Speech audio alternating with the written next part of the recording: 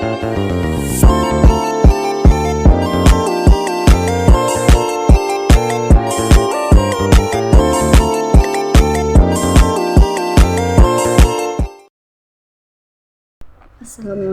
warahmatullahi wabarakatuh. Perkenalkan, nama saya Sri Devi, NIM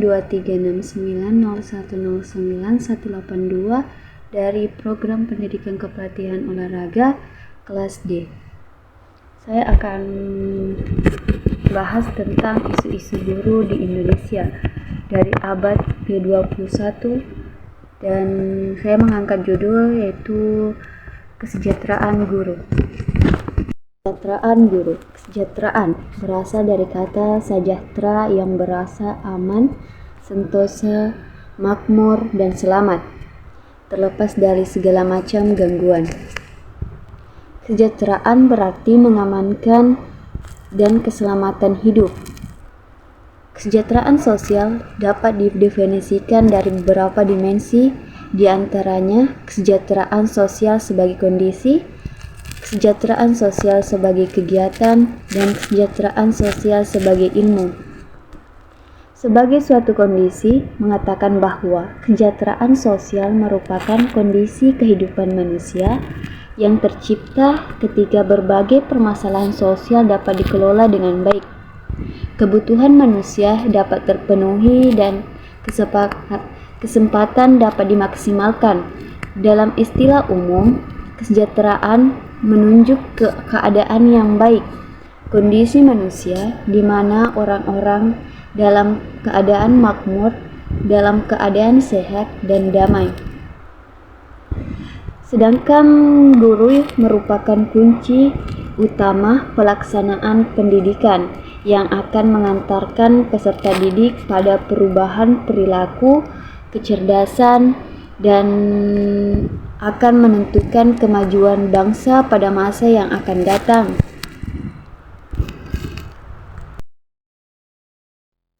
Berdasarkan pengertian di atas tadi yang dijelaskan, berarti kesejahteraan guru ada pemberian kemakmuran hidup kepada orang yang bekerja di lingkungan pendidikan, baik berupa material maupun spiritual, sehingga terpenuhi kehidupan yang layak dan lebih baik sebagai timbal balik atau balas jasa dari tanggung jawab yang dipikulnya. Itu macam-macam kesejahteraan. Pertama, kesejahteraan honorarium. Honorarium itu tunjangan fungsional dan subsidi tunjangan fungsional. Dalam upaya meningkatkan mutu guru yang profesional, guru dalam jabatan direncanakan mendapatkan fasilitas pembiayaan atau beasiswa dalam rangka memenuhi kualifikasi akademiknya. Guru dalam jabatannya yang mendapatkan beasiswa atau bantuan biaya pendidikan tetap memperoleh tunjangan fungsional atau subsidi tunjangan fungsional jika yang bersangkutan melaksanakan tugasnya sebagai guru. Tunjangan fungsional direncanakan persyaratannya sebagai berikut, yaitu pertama, memenuhi persyaratan akademik sebagai guru sesuai dengan Undang-Undang Nomor 14 Tahun 2005 tentang Guru dan Dosen. Kedua, memiliki satu atau lebih sertifikat pendidikan yang telah diberikan satu nomor registrasi untuk unik oleh departemen. Sedangkan yang ketiga, melaksanakan tugas sebagai guru tetap yang diangkat oleh pemerintah daerah atau satuan pendidikan yang diselenggarakan masyarakat dan bertugas sebagai guru pada satuan pendidikan yang memiliki izin operasional dari pemerintah atau pemerintah daerah dengan beban mengajar 1 maksimal 6 jam tetap muka per minggu dalam satuan pendidikan di mana diangkat sebagai guru tetap, serta yang kedua minimal 24 jam tatap muka, maksimal 40 jam tatap muka per minggu pada suatu atau lebih satuan pendidikan yang memiliki izin operasional dari pemerintah atau pemerintah daerah. Yang keempat yaitu tidak terkait sebagai tenaga tetap pada instansi selain yang dimaksud pada huruf C angkat 1. Dan yang kelima, mengajar sebagai guru mata pelajaran dan atau guru kelas serta satuan pendidikan yang sesuai dengan peraturan peruntukan sertifikat pendidikan yang dimilikinya. Sedangkan yang keenam, terdaftar pada departemen sebagai guru. Sedangkan yang ketujuh, berusia maksimal 60 tahun. Dan yang terakhir, melaksanakan kewajiban guru sebagaimana diatur dalam Undang-Undang Nomor 14 Tahun 2005 tentang guru dan dosen. Dari penjelasan tersebut, seorang guru hanya mendapat satu tunjangan fungsional atau subsidi tunjangan fungsional terlepas dari banyaknya satuan pendidikan atau kelas yang memanfaatkan jasanya sebagai guru.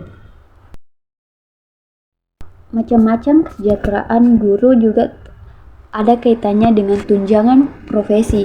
Dalam tunjangan ini, di dalam Undang-Undang Republik Indonesia Nomor 14 Tahun 2005, Pasal 16 disebutkan bahwa pemerintah akan memberikan tunjangan profesi kepada guru yang besarnya setara dengan 1 kali gaji pokok pada tingkat masa kerja dan klasifikasi yang sama. Pengawas satuan pendidikan diberikan tunjangan profesi guru apabila yang bersangkutan memiliki pertama, pernah bekerja sebagai guru sekurang-kurangnya 15 tahun, dan yang kedua, memenuhi persyaratan akademik sebagai guru sesuai peraturan perundang-undangan, dan ketiga, memiliki sertifikat pendidikan. Selanjutnya itu tunjangan khusus. Tunjangan khusus di sini guru yang diangkat oleh pemerintah daerah dan bertugas di daerah khusus sebagaimana dimaksud juga berhak atas rumah dinas yang disediakan oleh pemerintah daerah sesuai dengan kewenangannya. Rumah dinas sebagaimana dimaksud harus memenuhi standar kelayakan huni yang ditetapkan dalam peraturan menteri yang digunakan selama guru yang bersangkutan bertugas di daerah khusus. Hak menempati rumah dinas sebagaimana yang dimaksud dapat dicabut apabila rumah yang bersangkutan tidak melaksanakan kewajibannya sebagai seorang guru. Baik, selanjutnya itu sertifikasi. Penjelasan dari sertifikasi di sini adalah pengertian dari sertifikasi adalah suatu proses pemberian sertifikat kepada suatu objek tertentu, orang, barang, alat, organisasi tertentu yang menandakan bahwa objek tersebut layak menurut kriteria atau standar tertentu. Sertifikasi merupakan sebuah bentuk jaminan mutu quality kepada penggunaan objek tersebut sehingga para penggunaan tidak merasa dirugikan. Sertifikasi merupakan sebuah fenomena unik yang lahir dari gerakan standarisasi akar historinya dapat ditelusuri dari lahirnya konsep manajemen ilmiah. Selanjutnya itu landasan sertifikasi guru. Pertama, landasan hukum. Dasar hukum pelaksanaan sertifikasi guru di Indonesia dapat ditelusuri dalam Amanat Undang-Undang Republik Indonesia Nomor 20 Tahun 2003 tentang Sistem Pendidikan Nasional dan Undang-Undang Republik Indonesia Nomor 14 Tahun 2005 tentang guru dan dosen. Undang-Undang Republik Indonesia Nomor 20 Tahun 2003 tentang Sistem Pendidikan Nasional.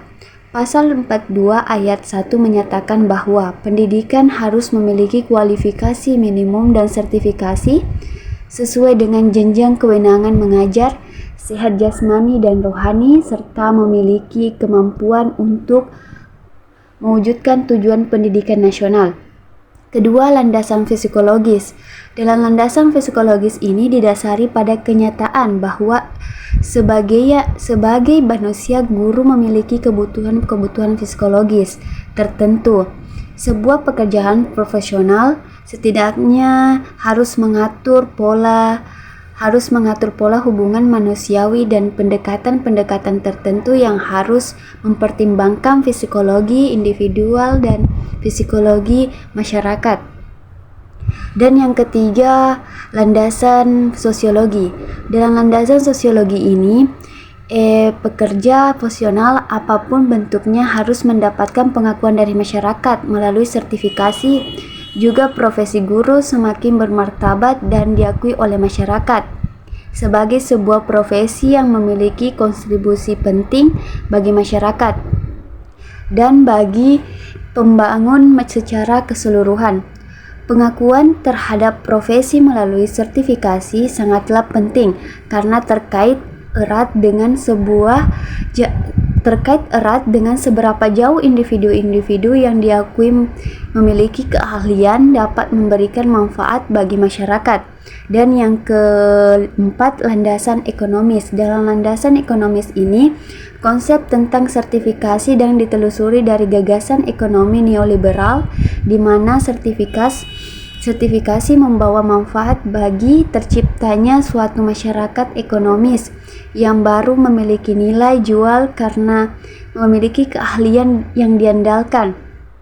Karena itu, sertifikasi guru setidak-tidaknya sejalan dengan konsep modal manusia human capital, di mana melalui investasi terhadap pendidikan, pelatihan, dan seleksi-seleksi yang diikuti guru, pada akhirnya mereka dapat memperoleh kembali keuntungan baik secara material maupun secara peningkatan kesejahteraan non-material. B. Kinerja guru. Pengertian kinerja guru. Kata kinerja merupakan terjemahan dari bahasa Inggris dari kata performance atau kata performa. Berasal dari kata perform, berarti penampilan atau melaksanakan. Performance berarti prestasi kerja, pelaksanaan kerja, pencapaian kerja, untuk kerja atau penampilan kerja. Sedangkan dalam Kamus Besar Bahasa Indonesia, kinerja adalah suatu yang dicapai, prestasi yang diperlihatkan, atau kemampuan kerja. Kinerja merupakan suatu wujud perilaku seorang atau organisasi dengan orientasi. Faktor yang mempengaruhi kinerja guru. Kinerja guru tidak terwujud begitu saja, tetapi dipengaruhi oleh beberapa faktor tertentu, baik itu faktor internal maupun faktor eksternal. Faktor internal sama-sama membawa dampak terhadap kinerja guru. Faktor internal kinerja guru adalah faktor yang datang dari dalam diri guru yang dapat mempengaruhi kinerjanya. Contoh ialah kemampuan, keterampilan, kepribadian, persepsi, motivasi menjadi guru, pengalaman lapangan, dan latar belakang keluarga. Dalam faktor internal ini, pada dasarnya dapat direkayasa melalui pre-service training dan inter-service training. Pada pre-service training, cara yang dapat dilakukan ialah dengan menyeleksi calon guru secara ketat, penyelenggaraan proses pendidikan guru yang berkualitas, dan penyaluran lulusan yang sesuai dengan bidangnya. Sementara pada in-service training, cara yang bisa dilakukan ialah dengan menyelenggarakan diklat yang berkualitas secara berkelanjut. Dan yang itu selanjutnya itu faktor eksternal. Dalam faktor eksternal ini, kinerja guru adalah faktor yang datang dari luar guru yang dapat mempengaruhi kinerjanya. Contohnya gaji, sarana dan prasarana, lingkungan kerja fisik, dan kepemimpinan. Dalam faktor eksternal tersebut sangat penting untuk diperhatikan karena pengaruhnya cukup kuat terhadap guru. Setiap hari faktor tersebut akan terus-menerus mempengaruhi guru sehingga akan. Selanjutnya itu penilaian kinerja guru. Secara umum, penilaian kinerja guru memiliki dua fungsi utama sebagai berikut. Pertama, untuk menilai kemampuan guru dalam menerapkan semua kompetensi dan keterampilan yang diperlukan pada proses pembelajaran, pembimbingan, atau pelaksanaan tugas tambahan yang relevan dengan fungsi sekolah atau madrasah. Dengan demikian, profil kinerja guru sebagai gambaran kekuatan dan kelemahan guru akan teridentifikasi dan dimaknai sebagai analisis kebutuhan atau audit keterampilan untuk setiap guru yang dapat dipergunakan sebagai basis untuk merencanakan penilaian kinerja guru. Dan yang kedua, untuk menghitung angka kredit yang diperoleh guru atas kinerja, seperti pembelajaran, pembimbingan, atau pelaksanaan tugas tambahan yang relevan dan fungsi sekolah atau madrasah yang dilakukan pada tahun tersebut. Kegiatan penilaian kinerja dilakukan setiap tahun sebagai bagian dari proses pengembangan karir dan promosi guru untuk kenaikan pangkat. Dan yang terakhir yaitu pengaruh kesejahteraan terhadap kinerja guru dalam proses belajar mengajar. Faktor yang mempengaruhi kinerja guru adalah gaji. Setiap orang yang peroleh gaji tinggi, hidupnya akan sejahtera. Orang akan bekerja dengan penuh antusias jika pekerjaannya mampu menyejahterakan hidupnya. Sebaliknya, orang yang tidak sejahtera atau serba kekurangan akan bekerja tanpa gairah. Gaji merupakan salah satu bentuk kompensasi atau prestasi kerja yang diberikan oleh pemberi kerja kepada pekerja.